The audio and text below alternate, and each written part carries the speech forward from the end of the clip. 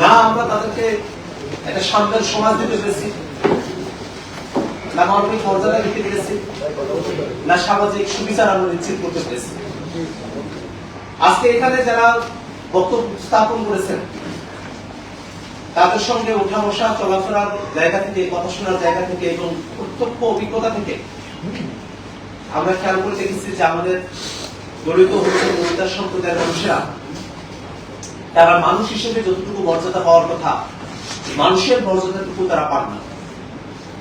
আমরা একেবারে প্রত্যন্ত এলাকায় বড় হয়েছি,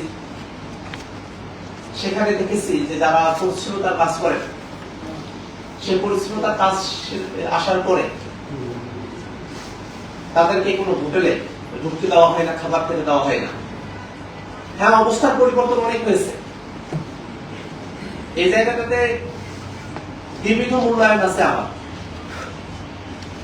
ভারতের বর্তমান সেখানে কাস্ট সিস্টেম বা বর্ণপ্রথা যতটা ভয়াবহ রূপে আছে, বাংলাদেশে হয়তো সেই বর্ণপ্রথা এতটা ভয়াবহ আকারে নাই, কিন্তু আমরা যে বর্ণপ্রথার কুপ্রভাব থেকে গোটা জাতিকে মুক্ত করতে পারছি এতদূর অর্জন আমাদের এখনো পর্যন্ত হয়নি।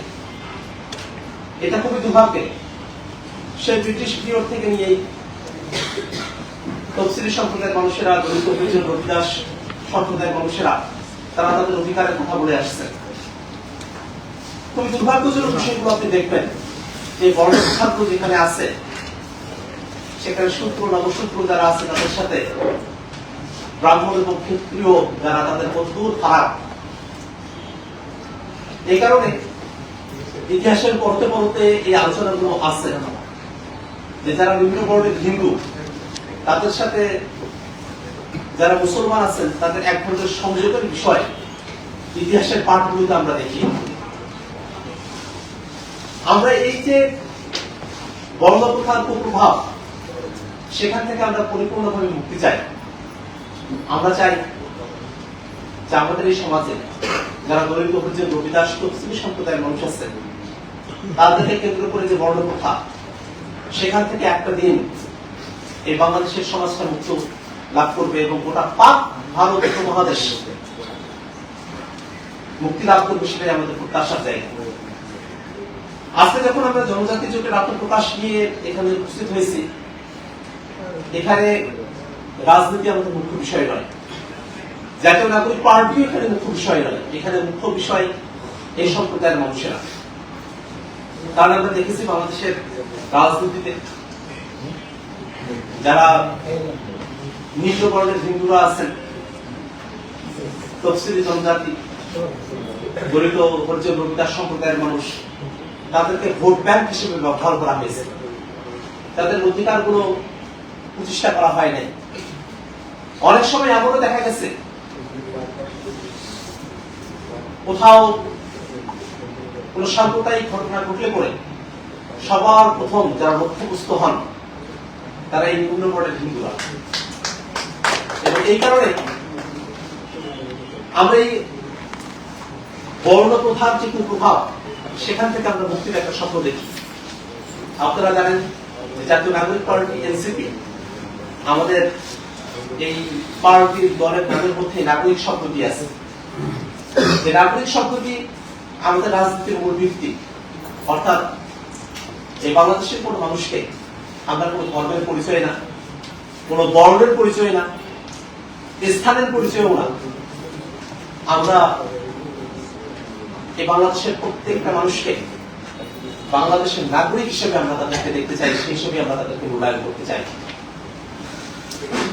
এখনো পর্যন্ত আমাদের দলিত হরিজন রবিদাস তফসিলি সম্প্রদায়ের মানুষেরা তারা শিক্ষার অধিকারটা পান না।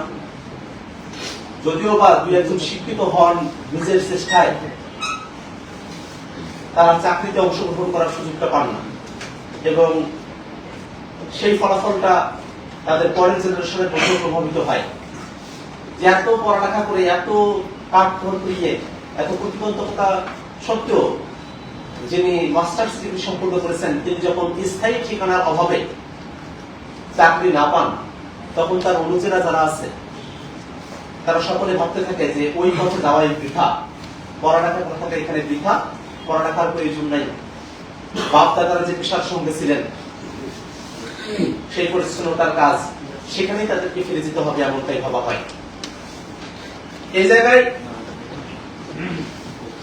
শুধু রাজনৈতিক ব্যক্তিত্ব হিসেবে না, এই সমাজের একজন মানুষ হিসেবেও বাংলাদেশের আপামর জনতার কাছে আমার আকুল আবেদন থাকে, আমরা যেন মানুষকে মানুষ হিসেবে মূল্যায়ন করতে পারি, আমরা যেন মানুষ হিসেবে তার যতটুকু মর্যাদা সেটা যেন আমরা তাদেরকে প্রদান করতে পারি।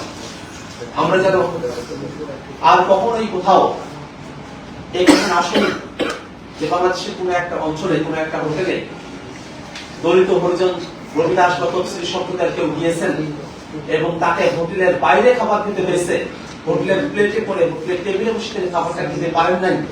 এই ধরনের বর্ণ প্রথার কুপ্রভাব আমাদের সমাজে যেন অবশিষ্ট না থাকে সেই ব্যাপারে বাংলাদেশের আপামর জনতা সকলের কাছে আমি আকুল কণ্ঠে অনুরোধ জানাতে চাই।